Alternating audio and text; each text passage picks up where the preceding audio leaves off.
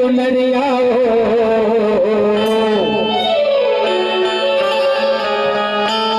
श्याम रंग में रंगी चुनरिया, श्याम रंग में रंगी चुनरिया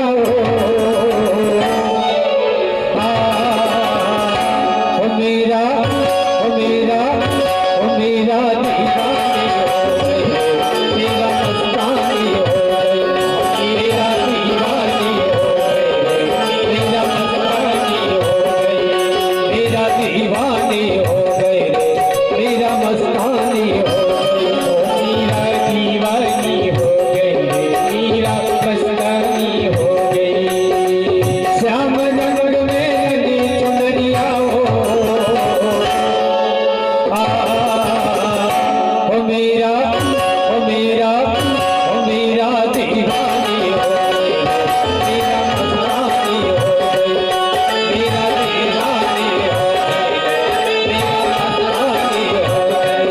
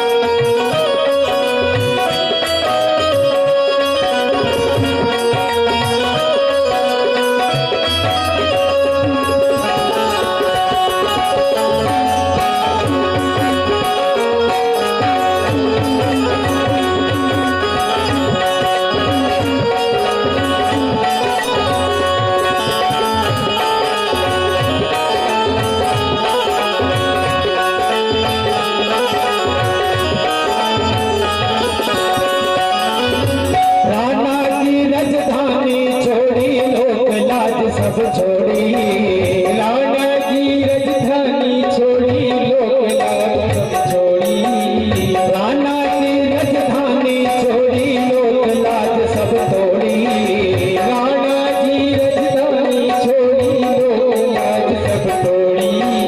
रंग गई श्याम रंग में चुनर मीरा की ने ओढ़ी, रंग गई श्याम लोक लाज की नहीं खबरिया ओ मेरा ओ मेरा ओ मेरा दीवानी हो गई, मेरा मस्तानी हो गई, मेरा दीवानी हो गई, मेरा मस्तानी हो गई, मेरा दीवानी हो गई,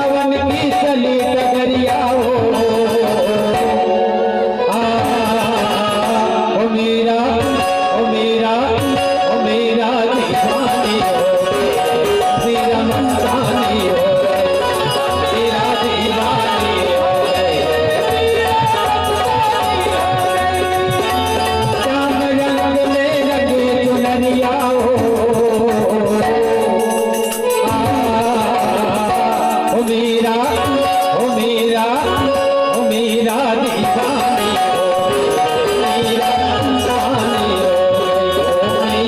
दीवानी हो मेरा दीवानी हो मेरा दीवानी हो मेरा मस्तानी हो मेरा दीवानी हो मेरा मस्तानी हो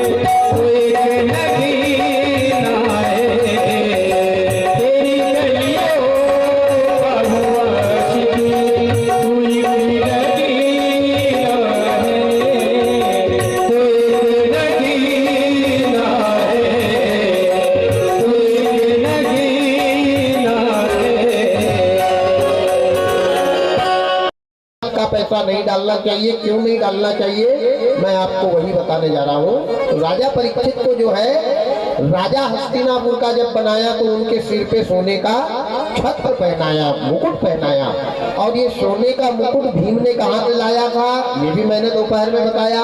मगध देश के राजा जरासंध को मार करके, अनीति से, अन्याय से तिरस्कारित करके वो सोने का मुकुट लाके राजा परीक्षित को पहनाया।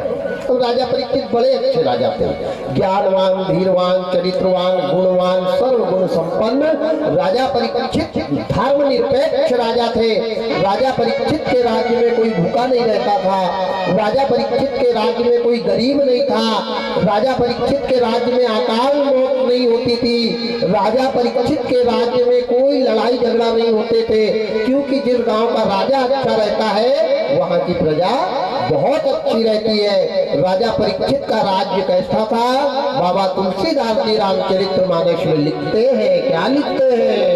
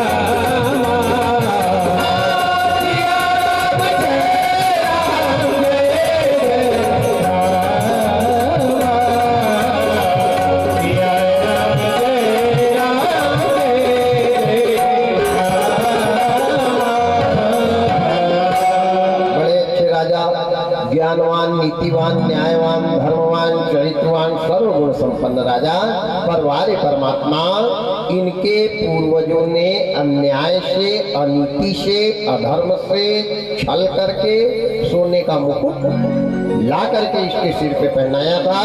वही राजा परीक्षित के जीवन में दुख का कारण बना है।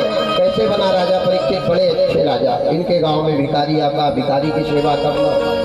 देखो हमारे को चाहे कितना धन मिल जाए, कितना ही बड़ा पद मिल जाए, अगर दरवाजे पे गांव का कोई गरीब आदमी भी आता है तो हमको अपना आसन छोड़ करके खड़े होकर उसका आदर सम्मान करना चाहिए। क्यों कि आवे से हर सह नहीं और नैनन नहीं स्नेह, और तुलसी कहाँ न जाइयो कंचन बल से।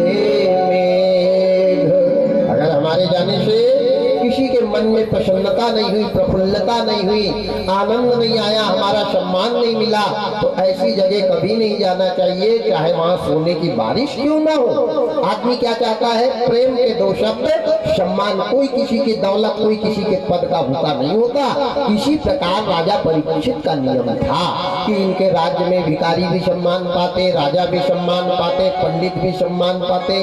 राजा रोज 4 बजे सुबह उठते थे और उठ करके एक पन्नी के अंदर शक्कर और आटा मिला करके लेकर जाते थे। जहां जहां चींटी का मकान दिखता था, चींटी को तक भोजन कराते थे। सिया राम मैं सब जग जानी, भगवान सब में ईश्वर को देखते थे। राजा परीक्षित सोचते थे कि भगवान मेरे से जीवन में कभी कोई गलत ना हो जाए, सबकी सेवा करना। जैसे अपनी माँ की सेवा करते थे वैसे गांव की बूढ़ी अम्माओं की सेवा करते थे। जैसे अपने पिता का सम्मान करते थे वैसे ही गांव के बुजुर्गों का सम्मान करते थे। जैसे अपने बेटे को बेटे के जैसे मानते थे वैसे गांव के गरीबों के बच्चों को भी राजा अपने बेटा का जैसा मानते थे।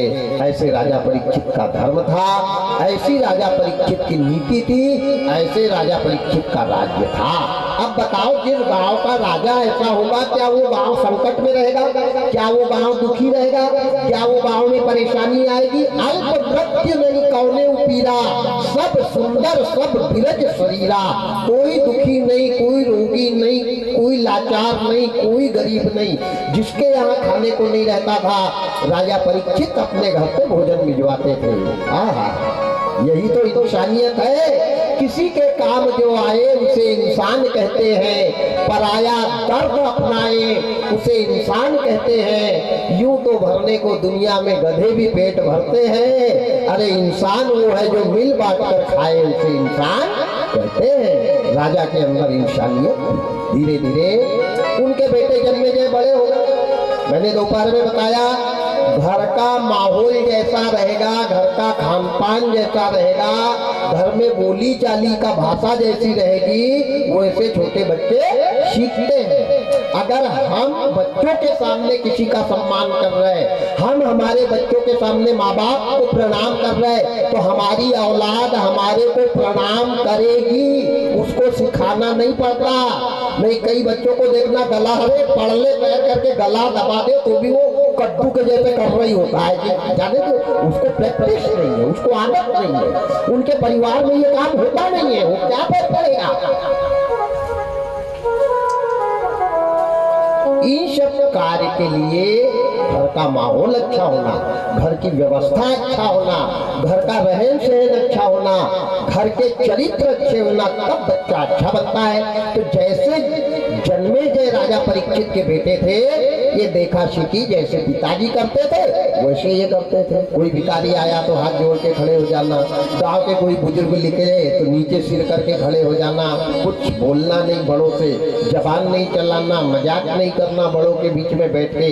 ये संस्कार घर में होना चाहिए। शिक्षा स्कूल में मिलती है, लेकिन संस्कार स्कूल में नहीं मिलते। संस्कार घर में होना चाहिए, और संस्कार माँ बाप ने बच्चों को सिखाना चाहिए। ध्यान देना,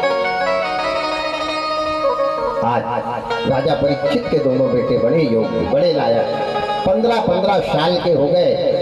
जीवन में उन्होंने संकल्प लिया कि पिताजी जब तक कुर्सी पर बैठे रहते थे, राज सिंहासन पर बैठे रहते थे, तो दोनों बेटे हाथ जोड़कर खड़े रहते थे। एक दिन राजा परीक्षित ने विचार किया कि भगवान, मैंने गरीब की सेवा करी, गांव के बुजुर्गों की सेवा करी, गौ माता की सेवा करी, बड़े बड़े भिखारियों को दान दिया, चीटी को भोजन करवाया, लेकिन मैंने संतों की सेवा नहीं करी है। और संत की सेवा भी मनुष्य को विप्रधेन सुर संत हित लीन मनुज अवतार। संत ब्राह्मण गौ और गांव के बुजुर्गों की सेवा के लिए गांव में जवान का जन्म होता है। ध्यान देना, अगर गांव के जवानों से गांव के बुजुर्ग दुखी है तो ऐसे जवानों को भी नर्क भोगना पड़ेगा। याद रखना, ऐसे संस्कार, ऐसी नीति, ऐसा न्याय, ऐसा चरित्र राजा परीक्षित के बेटे जन्मे जय के अंदर था।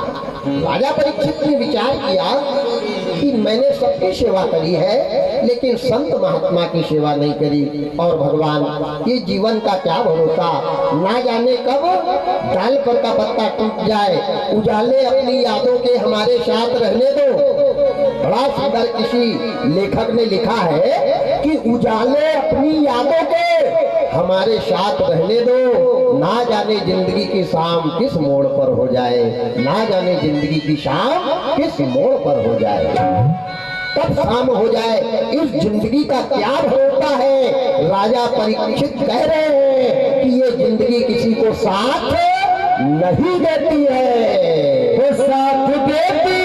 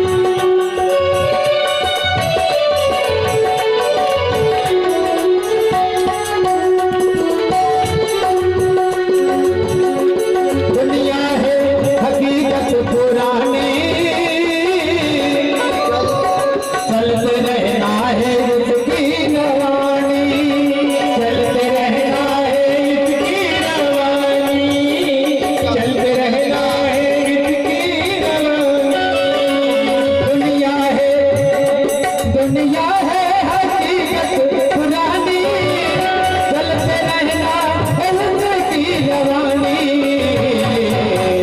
फर्ज पूरा फर्ज पूरा फर्ज पूरा करो बंदगी का, क्या भरोसा है जिंदगी का, क्या भरोसा क्या भरोसा क्या भरोसा।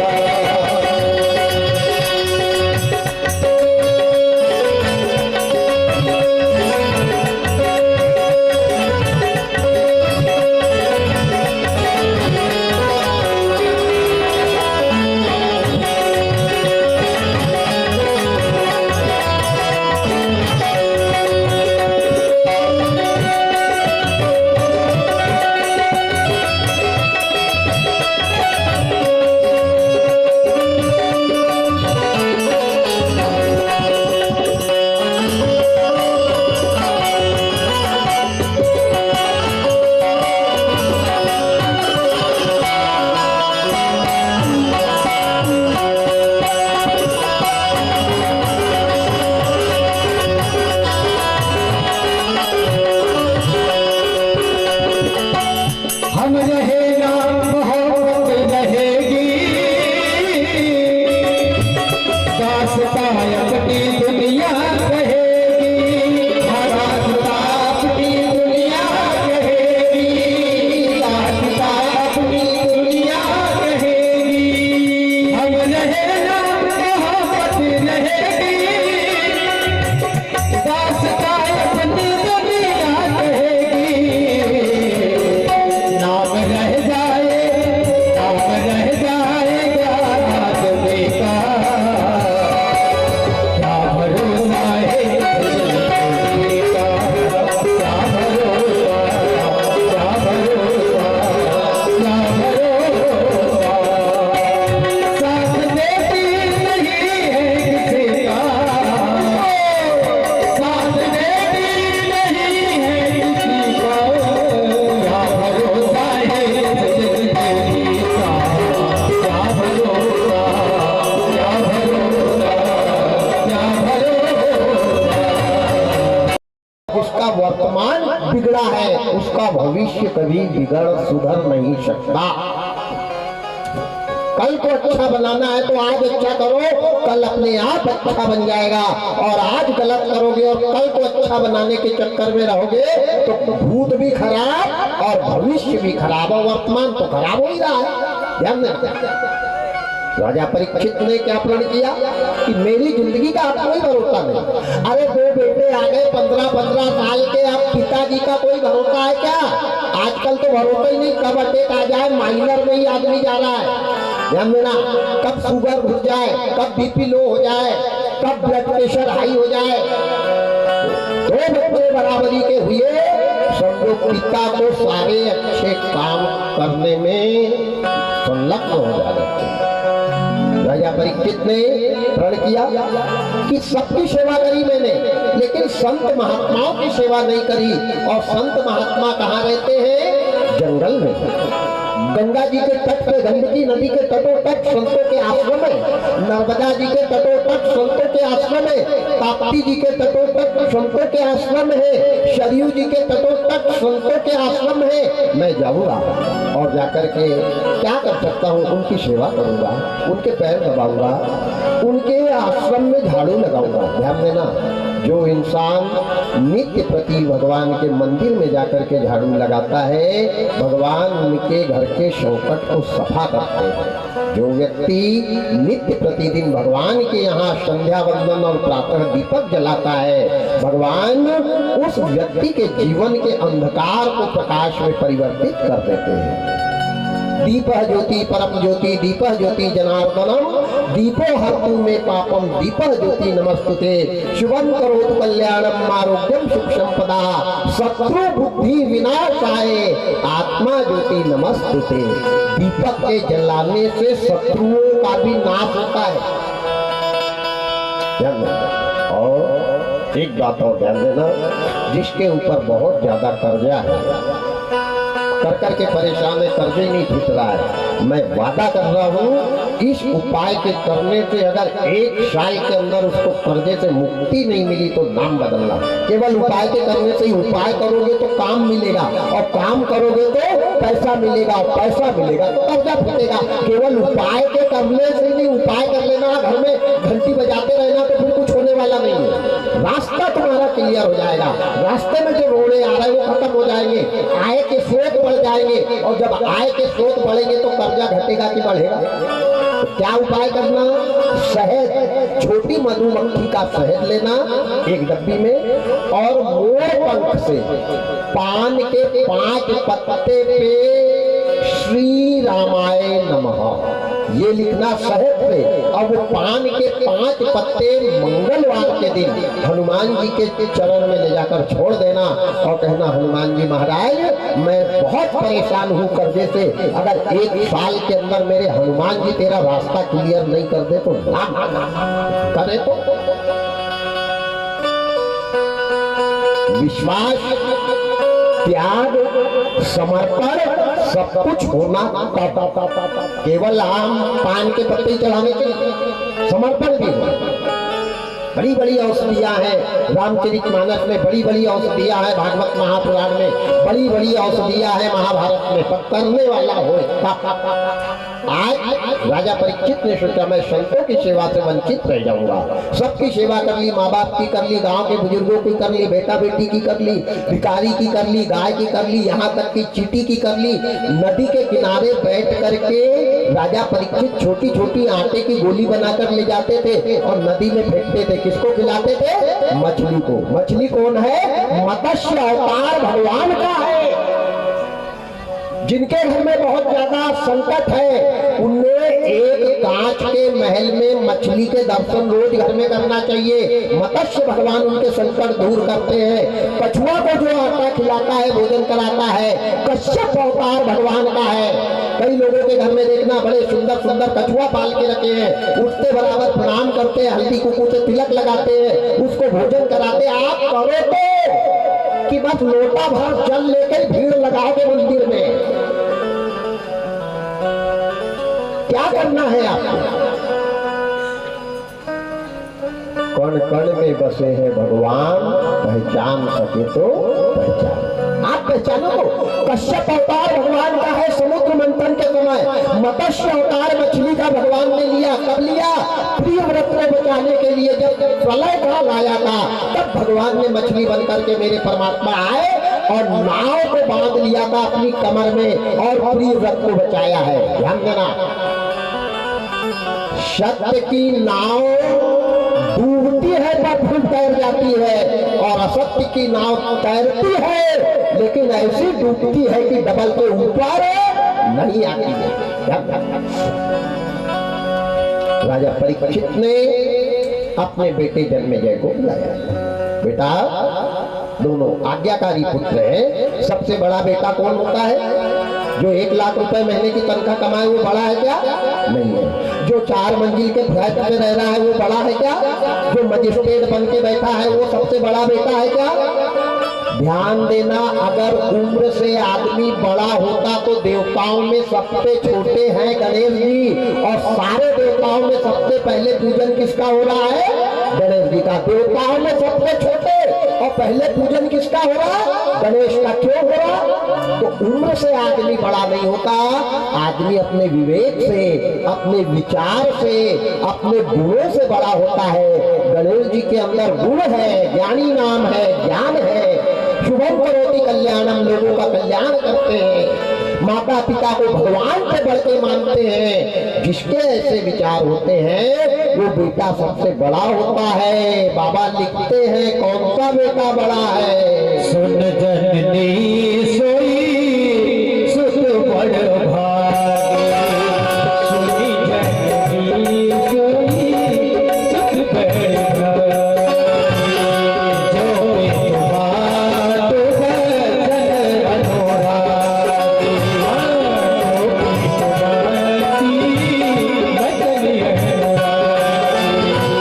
सुन जननी सोई सुत बड़ भागे।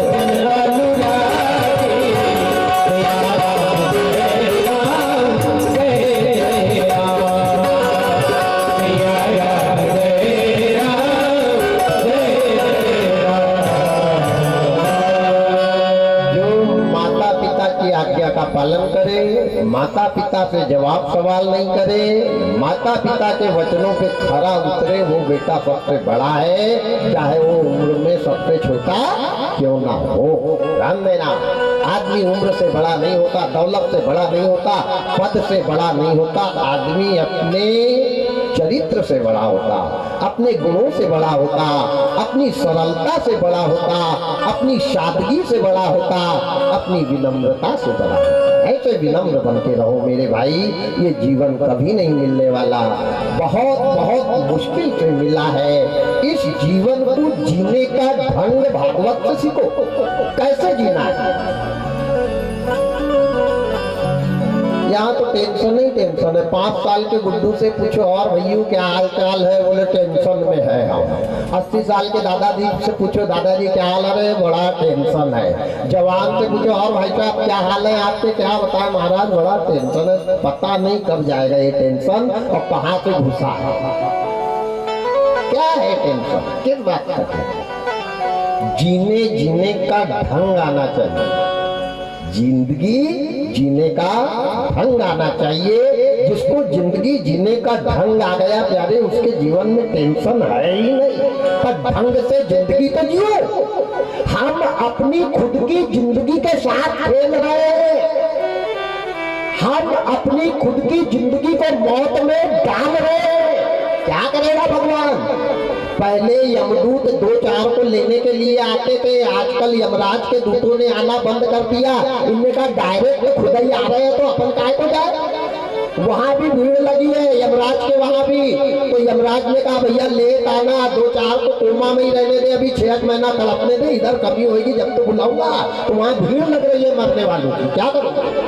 अच्छा, ईमानदारी से छाती पे हाथ रख के बोलना, आज मरने की संख्या जवानों की ज्यादा है, बुजुर्ग लोग नहीं मर रहे हैं।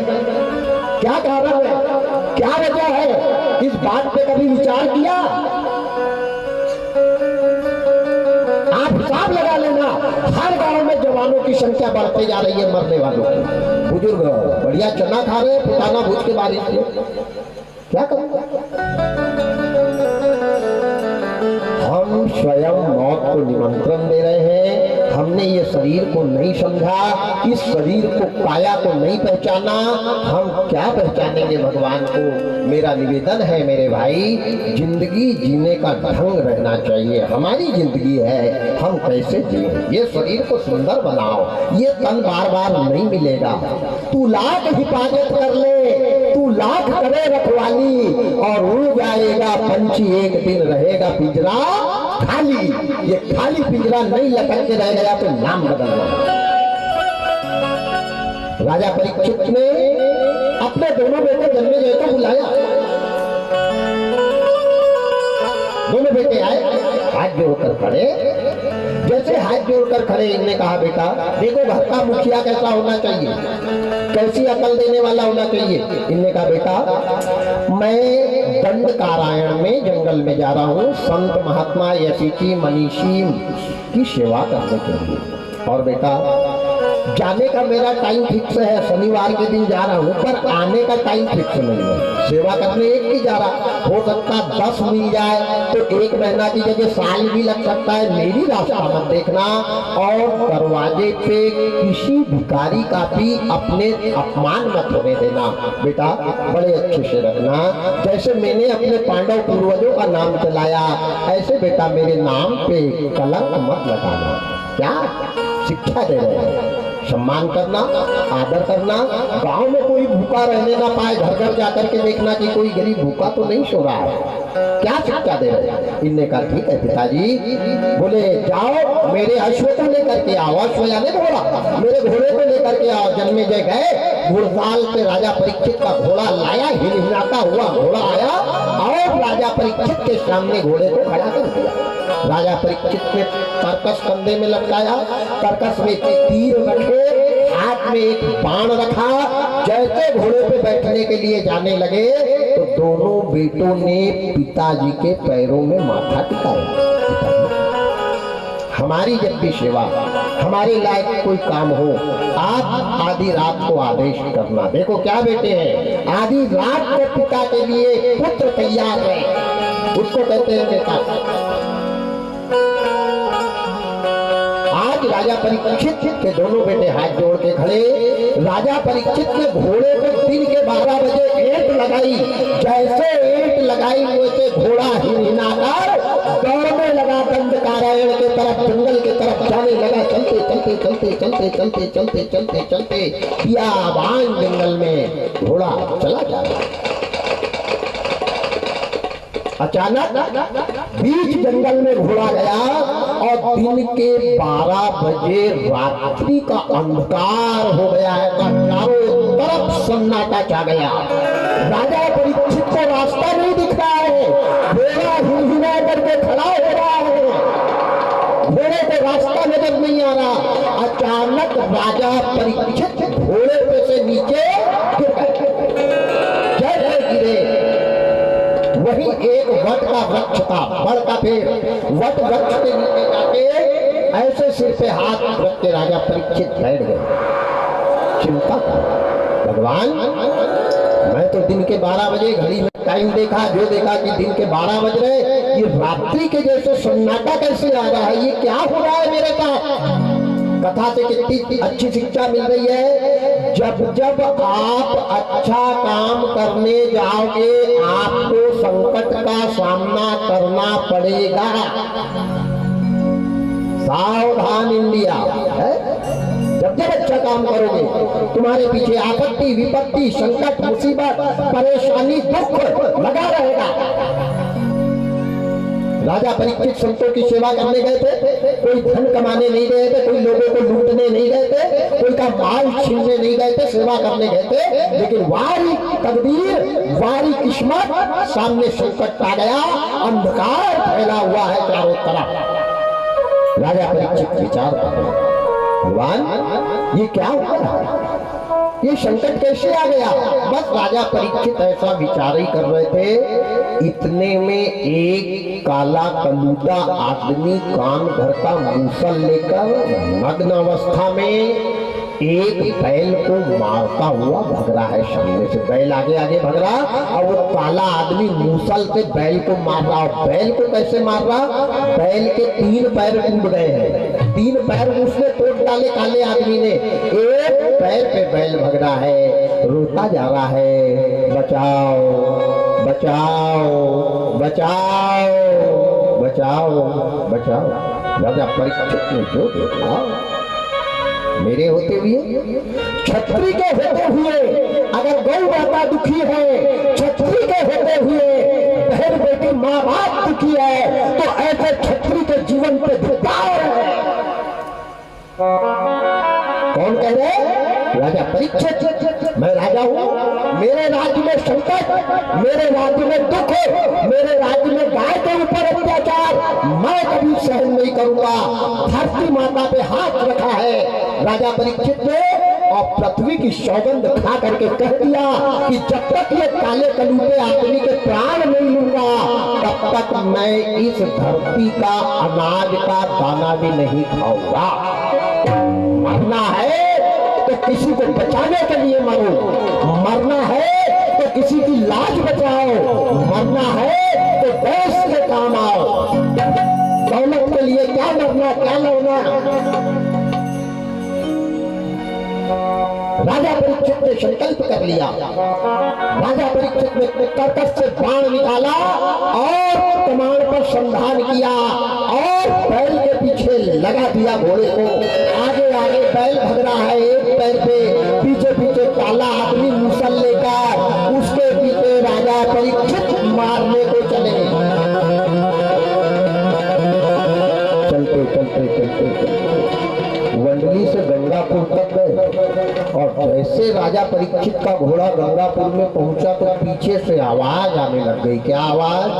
ओ राजा, लुट गई राजा, बर्बाद हो गई राजा, बचा ले राजा, लुट गई राजा। परीक्षित ने आवाज सुन ली। परीक्षित ने सोचा ये पापी कोई मायावी है, ये पीछे से रो रहा है, मेरे को बरका रहा है, मैं पीछे लौट के देखूंगा जब तक ये भाग जाएगा। राजा परीक्षित रुके ही नहीं, राजा परीक्षित चले, फिर आवाज आई, लुट गई राजा, बर्बाद हो गई राजा, बचा ले राजा। राजा ने सोचा ये रोने की आवाज, बैल आगे भाग रहा, काल आगे भाग रहा, आवाज किधर से आ रही? पीछे से। राजा ने जो पीछे लौट करके देखा तो क्या देखा? एक सफेद गाय रोते हुए आ रही है। राजा, मेरे ऊपर पाप हो रहा है राजा, मेरे ऊपर अत्याचार हो रहा है राजा, मेरे को बचा ले राजा। राजा परीक्षित ने अपने कंधे में से कर्कश बाण और कमान धरती पर फेंका और जाकर के गाय के पैरों में गिर गए। राजा परीक्षित, ध्यान देना, हमारे हिंदू धर्म में गाय का कितना सम्मान हुआ है, कितना सम्मान किया था, कितना सम्मान करना चाहिए। एक देश का राजा है, पहले के राजा ने गाय की रक्षा की थी और इस कलयुग में राजाओं ने पापी कसाईयों को परमिट देके रखा है गाय काटने का। इनको राजा कहते? ये राजा है? जिस दिन प्रशासन इनका लाइसेंस रद्द कर दे उस दिन क्या गाय कटेगी? ईमानदारी से बोलना। हमने जिसको राजा बनाया है उसी ने हमको बर्बाद किया है। बुरा मत मानना, थोड़ा बुरा जरूर लगेगा। पहले के राजा के बेटा वो देश की रक्षा करते थे। बोलो भाई, करते थे कि नहीं? राजा दशरथ के बेटा भरत जी ने जम्मू कश्मीर में जाकर के लोहा लिया था दुश्मनों से। राजा का बेटा काय के लिए होता है? देश की रक्षा करने के लिए। छाती पर हाथ रख के बताओ, आज के राजाओं का कोई लड़का मिलिट्री में भर्ती है क्या? ईमानदारी से बताना। आज गरीबों के बेटे मिलिट्री में भर्ती है। जिस गरीब माँ ने मरमर के बेटे को पाला है, ऐसे बेटे बॉर्डर पे मर रहे हैं। और ये जिनको हमने राजा बनाया, इनकी औलाद शहर में अय्याशी कर रही है। और बनाओ राजा। इनकी औलाद एक एक करोड़ की गाड़ी में घूम रही है और गरीब के बेटे देश की रक्षा कर रहे हैं, छाती पे गोली खाकर मर रहे हैं। सोचा कभी ऐसा? विचार किया कभी? आज तक है कोई ऐसा राजा जिसने अपनी औलाद को फोर्स में भेजा?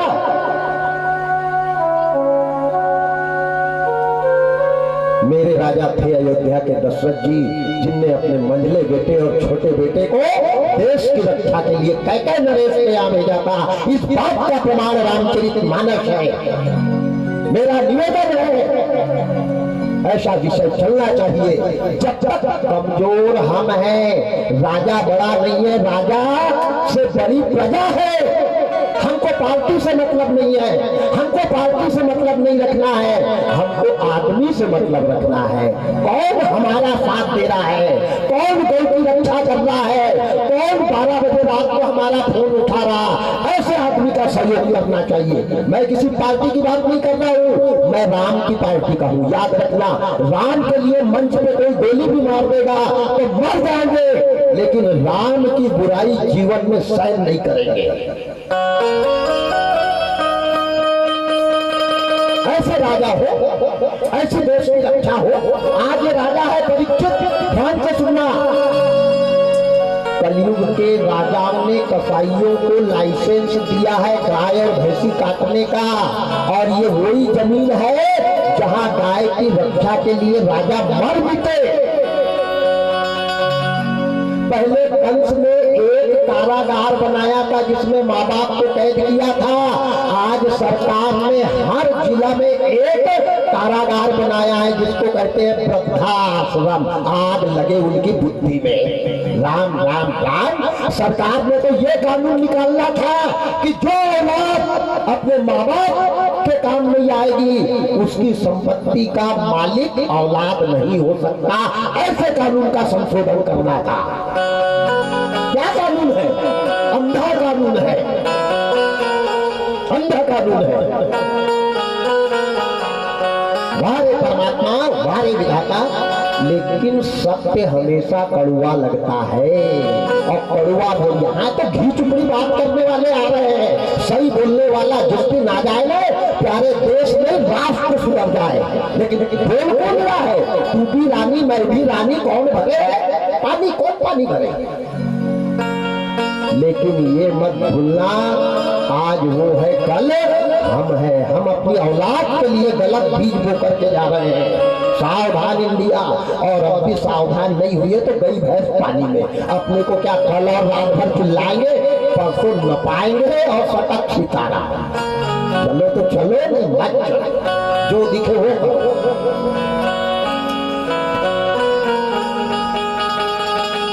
मैं वंडली का नमक खा रहा हूँ। मैं 7 दिन से 10 लोगों को लेके वंडली का नमक खा रहा हूँ।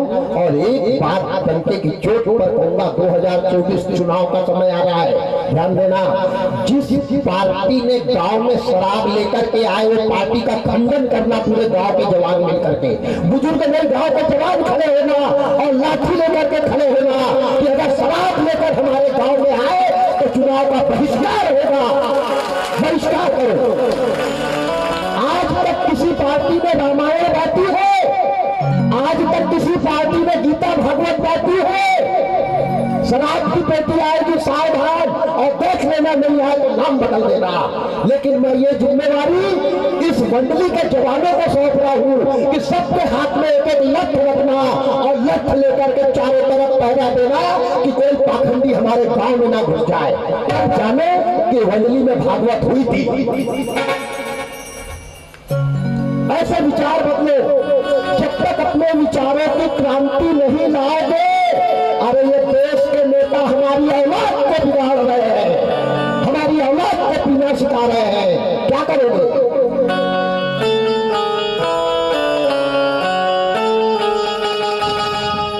बोलने का तो बहुत है, पर जितना बोलो उतना कम है। आ जाए अपने स्टेशन पर।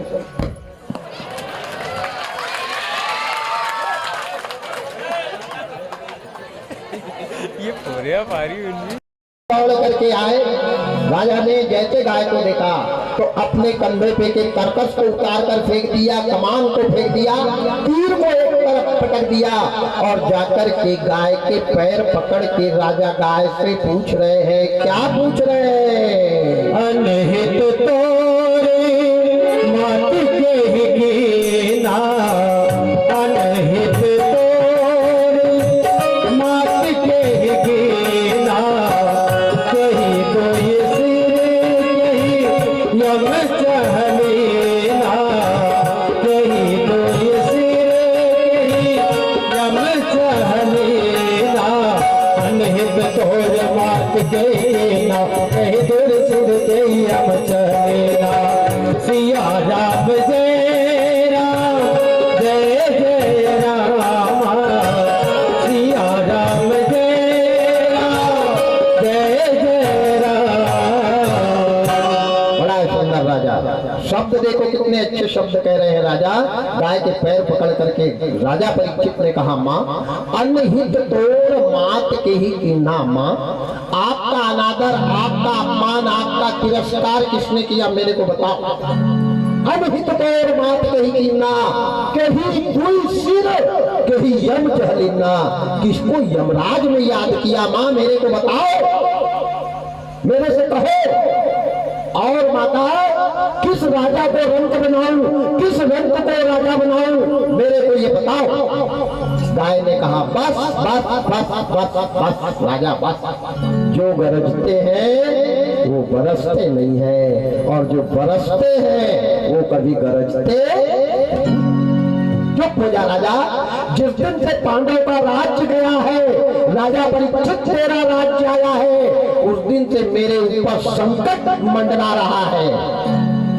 दिन के समय में आदमी भोग कर रहा है, कुंवारी कन्या बच्चों को जन्म दे रही है, पति पत्नी मिलकर के गर्भवती बेटी को मार कर मेरे ऊपर फेंक रहे हैं, चारों तरफ कुंडार लगी है, काहे की? पाप की। मैंने कल भी बताया था, सावधान। पहले एक कंस था जिसने भांजा भांजी को मारा था, आज कितनी ऐसी माताएं हैं जो डॉक्टर से चेकअप करवा के बेटियों को मरवा रही है। छाती पे हाथ रख के बोलो, सही है या गलत है? क्या करेगी भागवत, क्या करेगी शिव पुराण, क्या करेगा एक लोटा जल? जानवर के जैसे कर्म कर रहे हो और जल लेके लाइन लगा के खड़े हो। वाह रे परमात्मा, प्रभु तेरी लीला है, तेरा खेल कैसा कैसा तेरा ये खेल है। वाह रे परमात्मा, वाह रे विधाता। राजा हाथ जोड़ के खड़े थे। राजा समझ गए गाय बात कर रही है, इंसान के जैसे बोल रही है, कोई साधारण गाय। राजा समझ गए, चक्रवर्ती राजा थे, समझ गए। इनने कहा माता सबसे पहले तो तुम्हारा एड्रेस बताओ, आप हो कौन? क्योंकि गाय बात करती नहीं और आप बात कर रही हो, तो गाय का रूप लेकर के कोई देवी आई हो, बताओ आप कौन है? जैसे कहा है राजा ने, वैसे गाय ने कन्या का रूप ले लिया और कहा राजा मैं गाय नहीं हूँ, मैं पृथ्वी माता हूँ, मैं धरती हूँ और मेरे ऊपर ये पाप हो रहा है राजा। नित्य प्रति आदमी कर्म बुरे कर रहा है राजा, कैसे कैसे कर्म कर रहा, देवी देवता को बदनाम करके लोग बकरा मुर्गा खा रहे, मेरे ऊपर फेंक रहे, बेटियों को मार के मेरे ऊपर गड़ा रहे, गर्भपात मेरे ऊपर कर रहे, कुछ पापी लोग पत्थर मार के बैल की सींग तोड़ रहे, वो खून मेरे ऊपर बह रहा, कुछ गंदी गंदी मेरे को गाली बकने लग गए राजा। मेरा सम्मान उठ गया, मेरा अपमान होने लगा, मेरा तिरस्कार होने लगा और मैं गाय का रूप लेकर के अब भाग रही हूँ। न रहे वासना बचे बांसुरी। जब पृथ्वी नहीं रहेगी तो राजा रहेगा क्या? हम रहेंगे क्या? पंडित रहेगा क्या? कथा रहेगी क्या? ये पृथ्वी गाय का रूप लेकर के भागने लगी। राजा ने सोचा भगवान मेरे राज्य में अगर पृथ्वी चली गई। राजा ने हाथ जोड़े, पैर पड़े। राजा ने कहा माँ मैं सौगंध खा के कह रहा हूँ, आज के बाद पृथ्वी पे जगह जगह हवन होगा, भागवत होगी, कथा होगी, धर्म की ध्वजा लहराएंगे, भंडारा करवाऊंगा, यज्ञ करवाऊंगा, दीपक जलवाऊंगा और सारे पाप तुम्हारे खत्म करवाऊंगा, ये मेरा वादा है। गाय ने कहा पक्का? बोले हाँ मां पक्का। सत्य शपथ करुणा निधान की मैं राम की सौगंध खा के कह रहा हूं कि मैं इस पृथ्वी से विकार को भगाऊंगा, बुराई को। राजा किस काम में आता है? देश की गरीबी को मिटाने के लिए, देश की रक्षा के लिए, देश के भिखारी गरीबों का सहयोग करने के लिए राजा होता है। अपना घर भरने के लिए राजा नहीं होता है, याद रखना। राजा बन जाना आसान है, राजा बन के पब्लिक के साथ निभना कठिन है। परमात्मा आज गाय ने कहा ठीक है राजा, ऐसी बात है तो मैं अब कहीं नहीं जाती, यहीं रुक जाती हूँ। इन्होंने कहा बिल्कुल। बोले माँ एक बात और बताओ, तुम तो पृथ्वी हो और ये जो काला काला आदमी गया ये कौन है? बोली ये कलयुग है, द्वापर जा रहा है और कलयुग आ रहा है। ये काल नहीं है, ये महाकाल है, ये कलयुग है। अच्छा ये कलयुग है? हाँ। और वो बैल जो भगा वो कौन है? बोले वो बैल नहीं है, वो धर्म है और धर्म के 3 पैर कलयुग ने तोड़ डाले।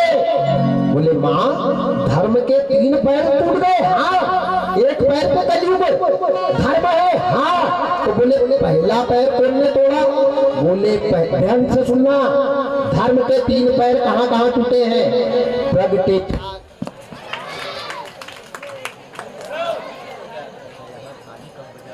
चालू कर दें।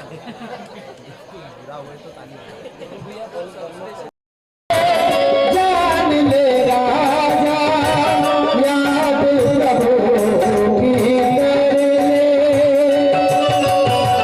अब भी समय है। जान ले राजा याद प्रभु जी को कर ले। कौन है तू, कहाँ से आया, जाना का समझ ले। कौन है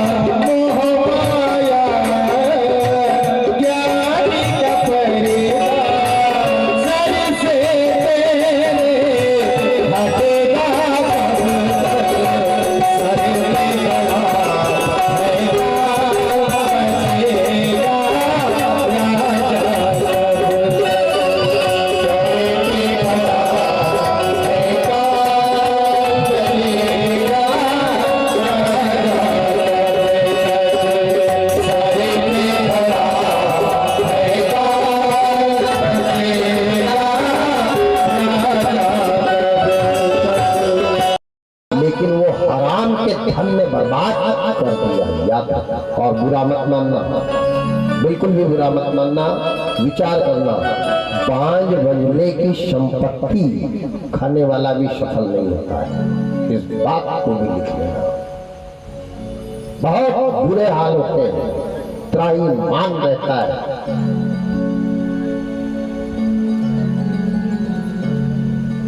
जड़ चेतन गुण दोष में विप्र कीन करता, अनाज में भी दोष होता है।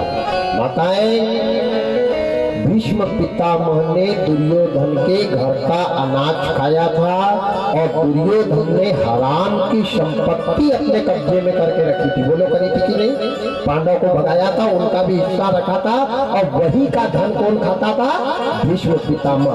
हराम का अनाज खाने वाले व्यक्ति के मुंह में गंगा जल डाल दे, नहीं गंगा में ले जाके डाल दे तो भी वो मरने वाला नहीं है, तड़पेगा।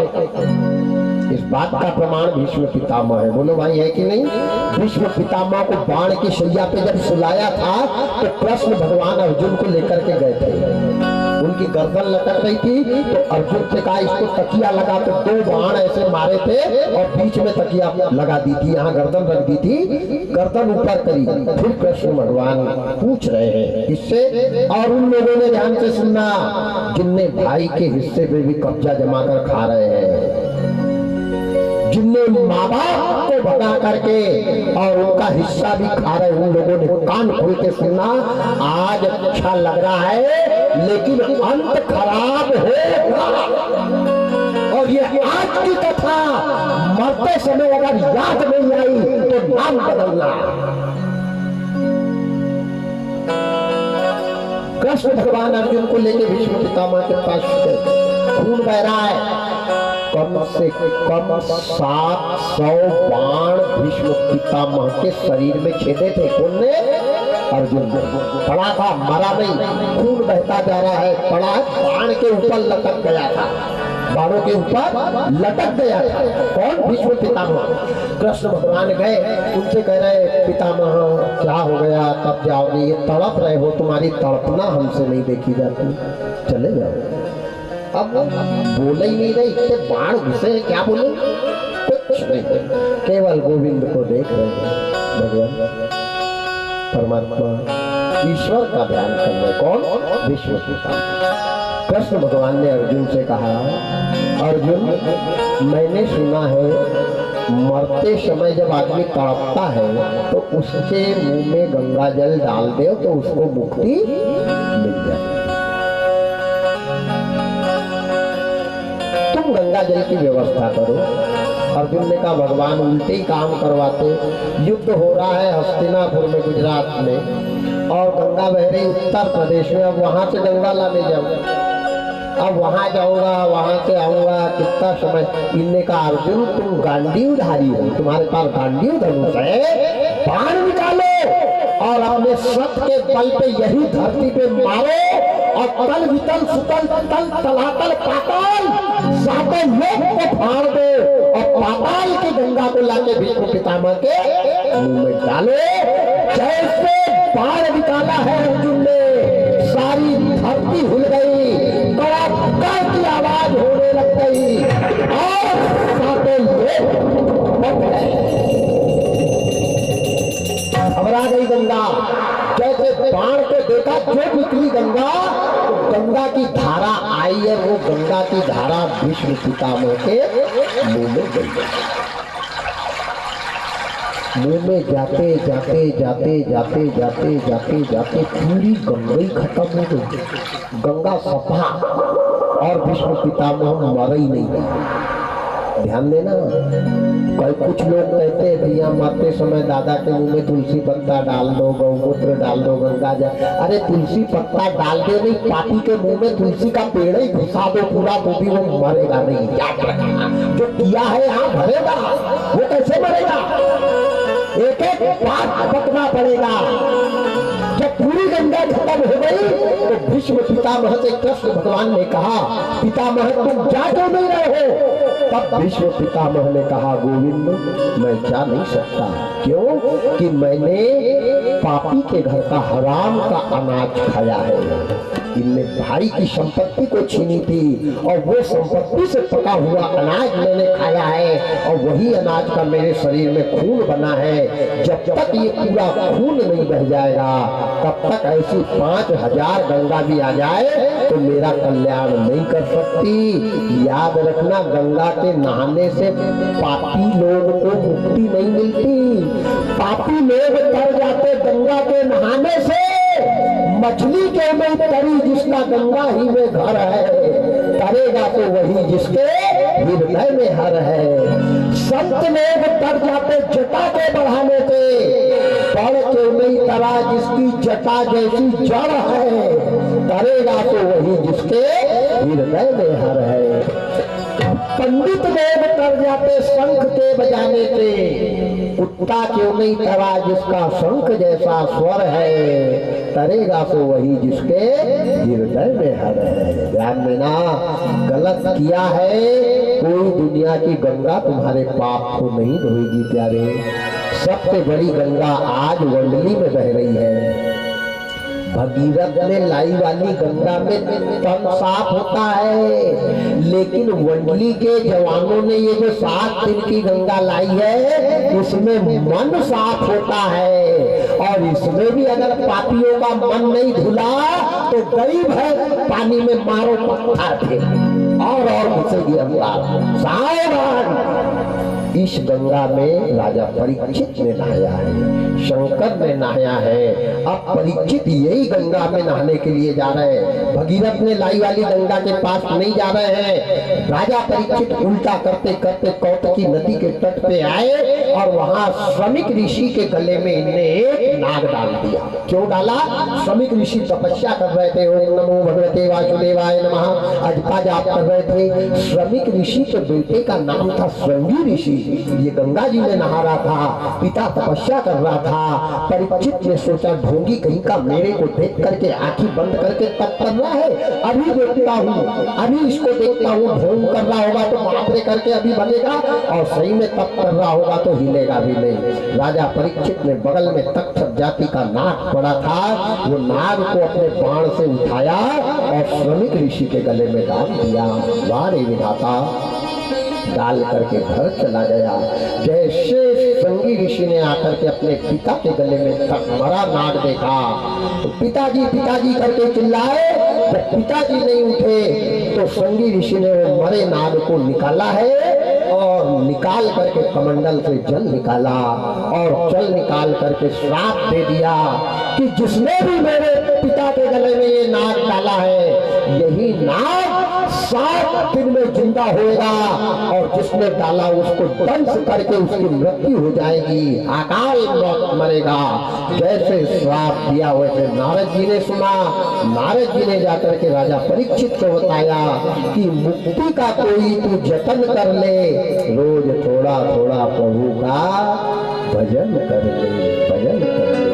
और भजन कब करना चाहिए? ध्यान से सुनना। बुढ़ापे में भजन होता क्या?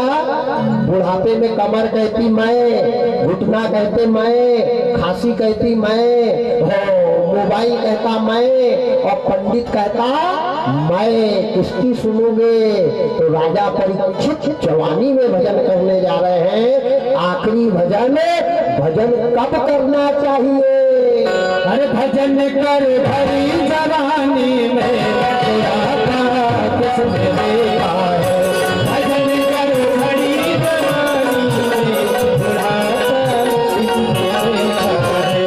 भजन कर भरी जवानी में बुढ़ापा किसने देखा है? भजन कर भरी जवानी में बुढ़ापा किसने देखा है? बुढ़ापा किसने देखा है? बुढ़ापा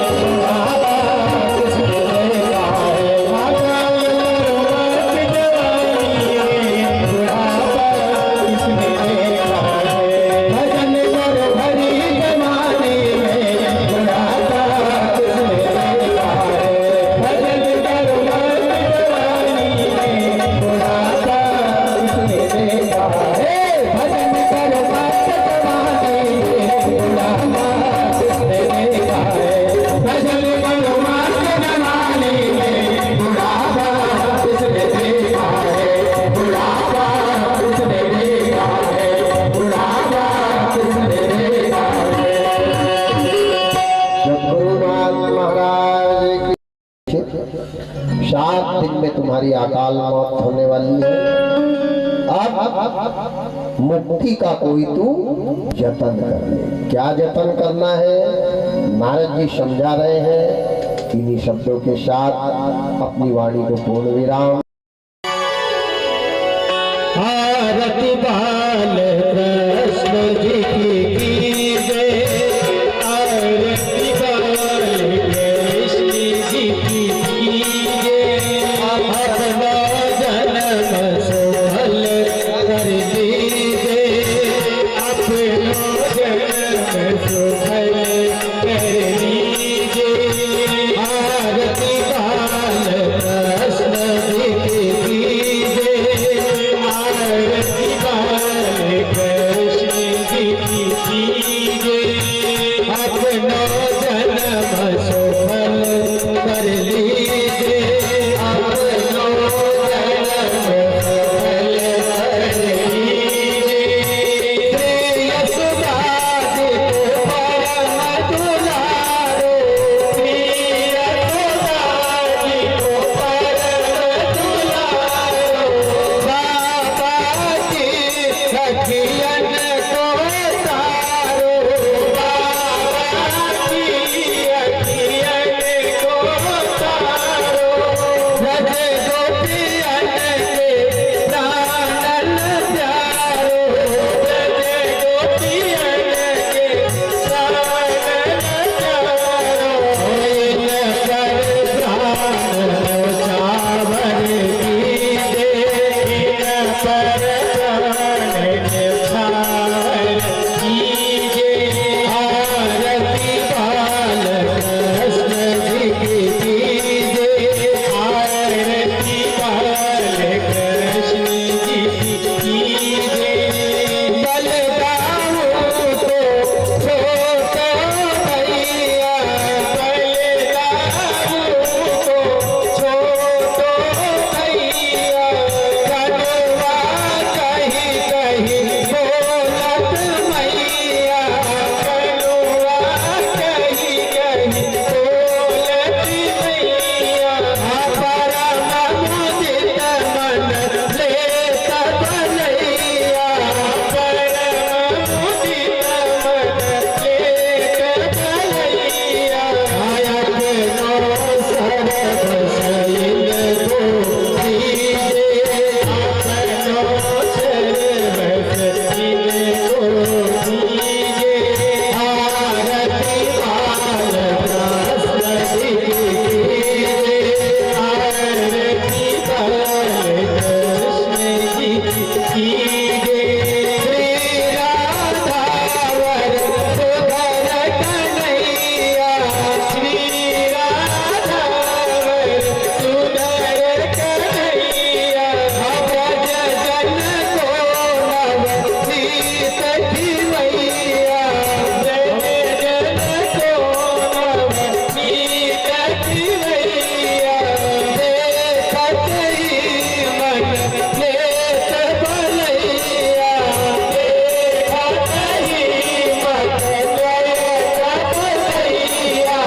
यह छवि मन से भरे